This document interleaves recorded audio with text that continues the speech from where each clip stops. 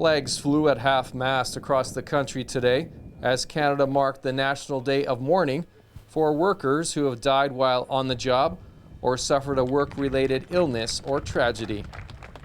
9 separate Day of Mourning gatherings occurred across the region. The Source attended the one held on the steps of City Hall in Niagara Falls. I think it does help to raise the awareness of people who are being injured, but we do have to continue doing more. We have to advocate for workers either at the provincial level, changing laws. PTSD was just recently recognized because of the work of the firefighters as a workplace injury. The fact that we're increasing awareness for people, young people who are being injured, calling for the ban of hazardous substances. We have to continue to do the advocacy work, and this is certainly a piece of it. The most important thing is when you go to work in the morning, you go to work safely, you should be able to come home safe. You should be able to come home from work the same way that you went. There should not be the hazards at work. You should be able to come home to your family. Today, as I announced, is the 25th anniversary of the National Day of Mourning. And normally anniversaries are a very happy occasion.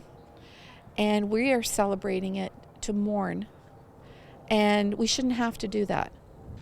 This year, organizers used the Day of Mourning to put the spotlight on asbestos. So we're calling for the complete ban of asbestos, both import, export, and use in goods. Right now, although we have banned the export of asbestos, we had mines in Quebec who were mining asbestos and we were exporting it.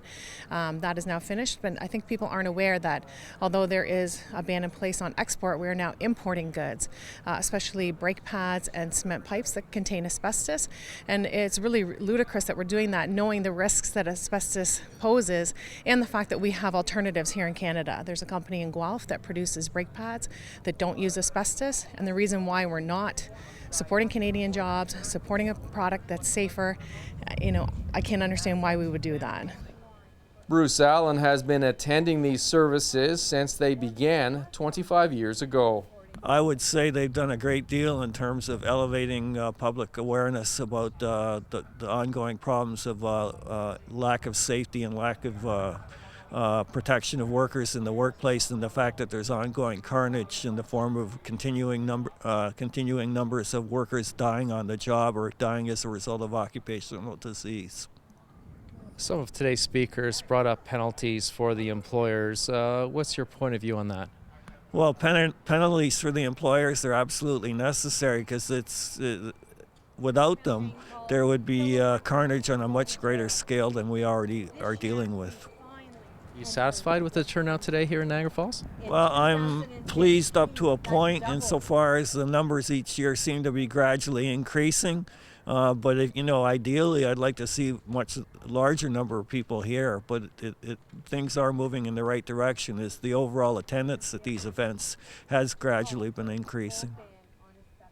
Approximately 100 countries across the world will mark today's Day of Mourning. In Niagara, organizers are urging all of us to remember the dead and protect the living. In Niagara, you're watching The Source.